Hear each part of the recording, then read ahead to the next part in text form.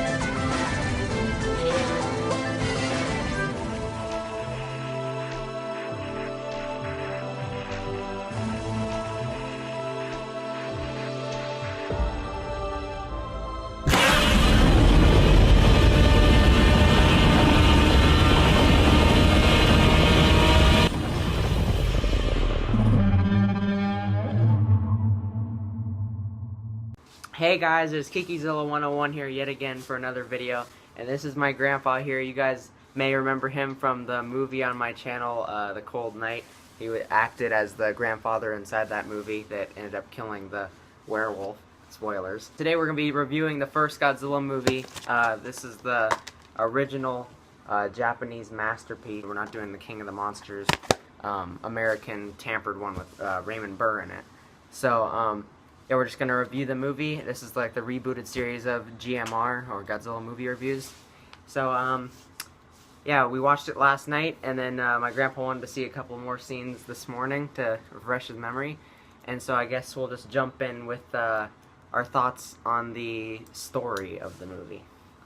And he's going to be like the critic point of view, and I'll be the Godzilla fan, or he's the non-Godzilla fan. If anything, he's an anti-Godzilla fan. If you know my grandpa at all. He is not a big fan of Godzilla. So I think personally, I thought it was a good story. I don't know about you.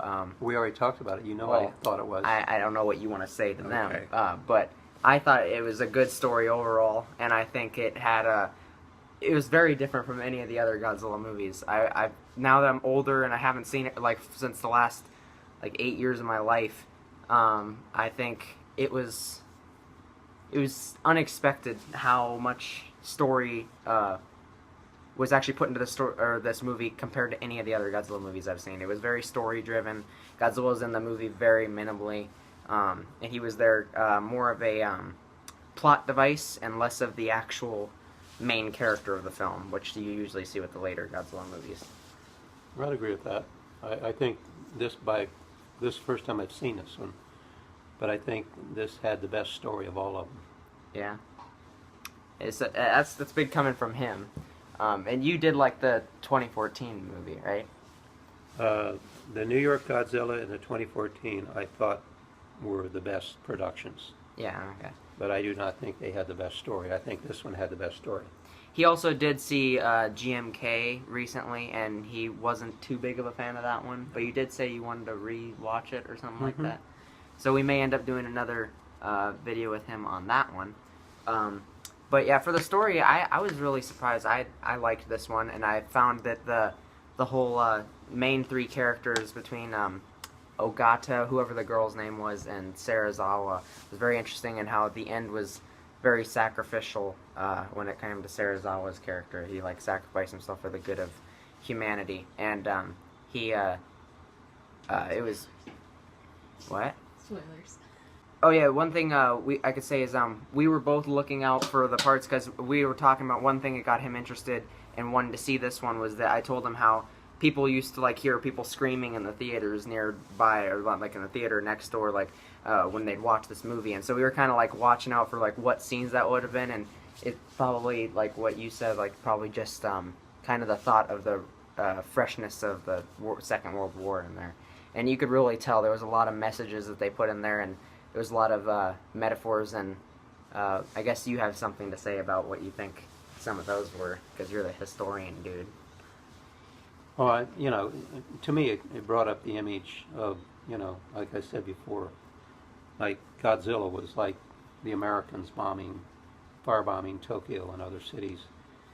And so, I mean, it very much reminded me what might be in the minds of the people and what would terrorize and frighten them at the time, because it was still fresh in their minds about the war. I mean, this was, I mean, it was actually made in the early 50s when this was made, and the war ended in 45. The bombs were dropped in August of 45 on Hiroshima and Nagasaki. So there was a lot of imagery in there, and me not even being Japanese, when I saw this, I mean, I can imagine being a Japanese back in early 50s, mid-50s, watching this, it would conjure up a lot of memories, horrible memories. Yeah. There's even one really dark scene where there was this lady with her 2 kids, and she's like holding them, and she was saying how like they'll be with their father soon, Right. Because Godzilla's going to imminently kill them, and it probably was something that probably happened a lot during the war. People just accepting their death, and so that was probably a big hitter for a lot of people in the theaters at the time. So I can understand now when you said that people would be crying, watching this back then. Yeah. So, yeah, I think that wraps up the story. Do you have anything else to say about the story? Well, the reason I said I think this probably had the best story of all the Godzillas, even the most recent ones, is this was centered on the people. It wasn't centered on Godzilla. Yeah. And it was really, I think, it had a very strong connection for the people who watched this back then. I mean, even here we are, over half a century later, watching this, and you can, still see the human connection there. And they even had, when you went through the chapters, we went through those again this morning, they had one in there called the human toll, in there. And so, in most of the, the Godzilla movies that you saw, especially the 2014 and the New York Godzilla, the ones that were made in this country, while you would see, humans, dying or, being victims of the monsters, it really didn't dwell on that, and it didn't bring an emotional connection to it. It was really just kind of, coincidental that, this happened to be going on. But here, they tried to pull that human aspect out. Yeah. I think they did a good job of it. I think they did too. I really do. So is that all you have to say about the story? One other thing is that, you mentioned that they never really got into the Godzilla's motive for the attacks and what he was doing. And I made a comment to you. I said, yeah, but it was really being portrayed from the perspective of the humans, and they really didn't know What Godzilla's motive was? The one scene in there where the older man, the scientist, was saying, we shouldn't be trying to figure out how to kill him. We should try to figure out why he's still alive. Yeah. The professor, the paleontologist guy, yeah. So he was the one asking those questions, and everyone else was really more or less reacting. Yeah. To Godzilla's presence and what he was doing. He was anyway, I thought the story had some really superior advantages compared to the other stories of Godzilla. Yeah. Yeah, for sure. All right, so let's move on to what we thought about the special effects inside this one. That's probably an interesting topic since it's such an old film. Like, personally, from my point of view, seen like so many of the Godzilla films before, I was actually really impressed of how well the suits were done, or the suit. I know they might have actually had 2 different suits, but I'm pretty sure it was just one. The suit looked really good, actually, and even you didn't even notice that it was the suit some of the times. Right. And it looked really good. They used it in some of the water scenes and some of the scenes where he attacked the buildings and stuff and was shot at by the tanks. I think the suit was great. I think the puppets were pretty obvious that they were really different from the suit, and they kind of looked goofy with their arms, especially the one with the fire. But for the time, it was pretty cool. I think that it was pretty impressive. And the claymation parts, like when they stop motion stuff, you could clearly tell the difference between all of them. And Godzilla looked very different from scene to scene, but ultimately it still got the point across. And I think they did a good job of using the tools that they had to make certain effects happen with them. And I think one thing that really impressed me was the tank shooting, the little explosions they had looked cool. The rockets, even though every single rocket off those planes missed Godzilla, and you could see it, it was still cool seeing them shoot like little flares at Godzilla. That was cool looking, and there was one scene, I think you know what I'm talking about. He and I both thought this one scene was really cool. Where the vehicle was rolling over. Yeah, like they did an outstanding job on that one. That was really cool. You could tell it was a model like toy after it rolled, but it looked so convincing, like the way that like they perfectly cut it. He was like in the actual car, right? On that one, they did an outstanding job. Yeah, it was really good. So from my point of view, I think that this one, especially for the time, I think it was actually better than a lot of the other Godzilla movies that came out after it, especially considering the limitations they had at the time. There was this one scene in particular that looked pretty bad. That was a scene where you could see the string on Godzilla's tail as it was whacking towards like a window in a building. You could see that. But other than that, it was really good. Like even another scene I really liked was when he melted the towers with his atomic breath. I don't know how they did that scene and made it look cool. He thought it was freezing it because of the black and white. Yeah. But I think that's all I have to say. I was really impressed by it. I thought it was really good for the time. Well, with respect to special effects, I've always found the later ones, the American productions, to be far superior. That's to be understood. But I would have to agree with you that the special effects on this, I think, were in general superior to the special effects they did in the follow-on. Yeah. Godzilla's. Even though it was like a mist that he used for his fire, and like some of the scenes where they like actually used like not computer generated stuff, but like some kind of special effect where like they drew on colors onto the stuff and you could see Godzilla shooting his breath.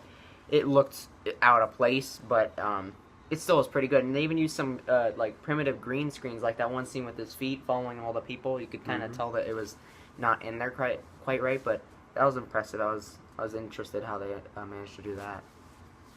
Yeah, I have to look past some minor details, like when you'd see ships at sea and you'd see water droplet sizes.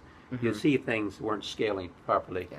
But that was true of other movies made of the time. I mean, that was the limitations of the technology available to the people at the time. So you can look past those kind of details.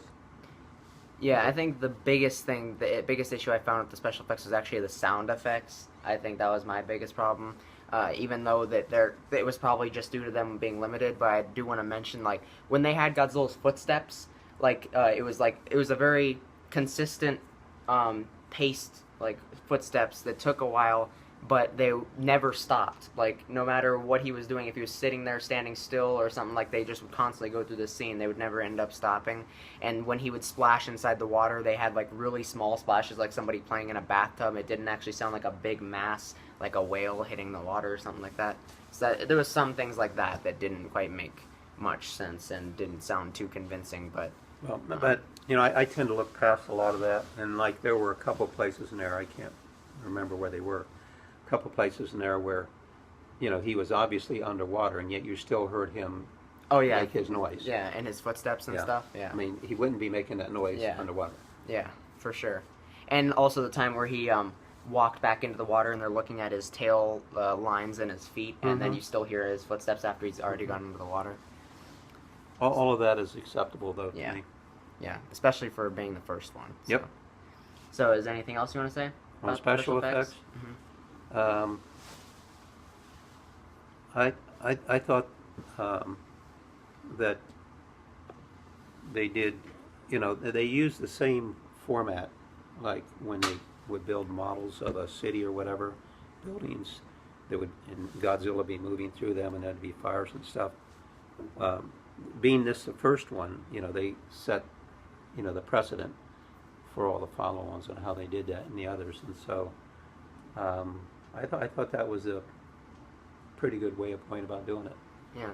And obviously the person in the costume of Godzilla would have to be some human size, and so they had to scale all the buildings down. So they established a precedent for that. So I thought that was a neat way of going about doing it. I was impressed with that. I do. So how about we move on to the casting and actors now? Like, I think you really have a particular fondness for actors convincing you, so why don't you start out on this one? Okay. The reason I wanted to watch some of the scenes again this morning, as opposed to last night, is because we were forced to watch this with English subtitles, and so the actors were speaking in their native tongue, Japanese, and so one of the things and that was good, because when you put speech over it, you don't get the same intonations and gestures and expressions and stuff like that. Yeah. When you dub it. Yeah, when you dub it, it doesn't come across the same way. They all have Yeah. to sync together, and so there were some scenes I wanted to see again where I already knew what had happened, so I didn't have to focus so much on the subtitles, English subtitles, and I could listen more to the exchanges in conversation or the screams or whatever, and the expressions of the people. And so I thought they did, in general, I mean there were some exceptions, but I think in general they did a good job at casting. I think the people they put in the various roles fit in those roles. There was a couple exceptions that I could criticize, but I think in general they got it right for the casting. And I thought that the actors, for the most part, there's always some exceptions. They did good. Body postures and expressions that went along with their speech for the circumstances that they were acting in, and I thought that was probably superior to some of the other Japanese productions where they had it dubbed in English. Mm-hmm. And so there's always an artificiality when you watch it, that way, because it's not just that the lips don't sync with the sounds coming out. Mm-hmm. It's not just that, but it's like they don't sound natural. They're not expressing it the same way that it looks like the person's expressing it when they're on the thing. So I even though I was not in favor of subtitles, I think it probably came across better being in subtitles, because I could then feel more of the emotional responses and the attitude of the characters. Yeah. So I have to agree with everything he said. I think he couldn't have said it any better. I think that they actually did really, really good, especially with the main two male actors, Ogata and Dr. Serizawa. I thought they were really good, played by Akira Takarada, and I don't remember who Dr. Serizawa's actor was, but they were really good. The girl, she did have a couple moments where she was weird. Like there's always some exceptions, but Yeah. I thought she did in general She well. did. I think my biggest problems that I actually remember were inside the beginning where the water was rushing through in the boat, the first boat that got sunk. There was one dude, as soon as the water's coming through, he's just like typing his whole thing, and then he's like, oh, and he just like slams himself down. He went in the wrong direction. Yeah, he like the water's like coming in this way. He's Water's like, coming this way, and he goes that way. Yeah, and it didn't make any sense. Yeah, It looked goofy. Like I said, there's some exceptions. Yeah. But I don't think that happened a lot. Yeah, and when Dr. Serizawa was burning his notes, the girl, her crying was not convincing at all when she was crying about that. The other one that I thought was a little bit of overreaction was that when when fish. when he used the oxygen destroyer thing on the fish, and then she just like back like that. I mean that screams. I think that was a little bit of an overreaction. Yeah. But those are the exceptions, I think, for the most part. And that's pretty good. Only like 3 little scenes that are just a little cheesy or goofy. I think that's not too bad, to be honest. For the most part, it was pretty set in the correct mood and attitude, and I think it was done well. Hey guys, I just wanted to add a little note that we forgot to add into the review, which was the message of the film. The message of the film seems to be almost like the analogy what my grandpa used, that once you let the genie out of the bottle, you can't get it back in. Like once they've used the atomic weapons, you can't take any of that back. That's what we kind of think the message of the film was supposed to be. That's pretty much that. Alright, so now that we've hit the 18-minute mark, we should probably try to wrap it up. I think overall, I think this movie was really good. I would recommend you guys going back and watching it again if you haven't seen it in a long time. I hadn't seen this one for at least 8 years. Since the last time I saw it, and I've never actually seen this version. I've always seen the King of the Monsters one, but it's been at least 8 years since I've seen that version. I think this version surpasses that one in every mark. I think that it gets watered down and kind of ruined in like the tampering of the American version. And I think you guys should definitely go back and watch it because it definitely climbed up, possibly up into my top 10 favorite Godzilla movies. And yes, I'll admit it was not my top 10 favorite Godzilla movies before. So, yeah, that's my overall opinion. Do you have your overall opinion for it? Yeah, I'd put it up in the top three. Top three. The 2014 Godzilla was superior in certain respects, especially special effects. Mm-hmm. You know, superior. In terms of story, like I told you before, I think this one I would rank number one of all the stories of all the Godzillas. In terms of overall acting and production and casting and stuff like that, I would definitely include it up in the top three with 2014. All right. Well, so that's that. So now let's get on to the final section where we're actually going to rate the movie. We're going to rate it on a scale from 0 to 10, 0 being like one of the worst movies ever made, 5 being an average movie, and 10 being a complete masterpiece. So like something like Life of Pi. I know you like Life of Pi a lot. Mm-hmm. So something like that. So with that kind of scale, where would you rate this movie from your point of view, the non-Godzilla fan critic point of view, you know, taking into account like its time period and everything, just giving it a fair review? What do you think it deserves? Well, I would put it at an 8 because I have to. You can do halves. Okay, you know, I'll put it at an 8 because you know what lowers it is obvious to me is that you know it has to suffer from special effects and things on the technical side. Mm-hmm. From the story side, I would put it at a 10. From the acting side, I'd put it at a 9. So what would you give it overall? Overall, like I said, I give it an 8. 8. All right, I was gonna say an 8.5 actually. That's what I was gonna give it. So slightly above what you gave it. Mm-hmm. So I don't know what that would average out to then. 8.25.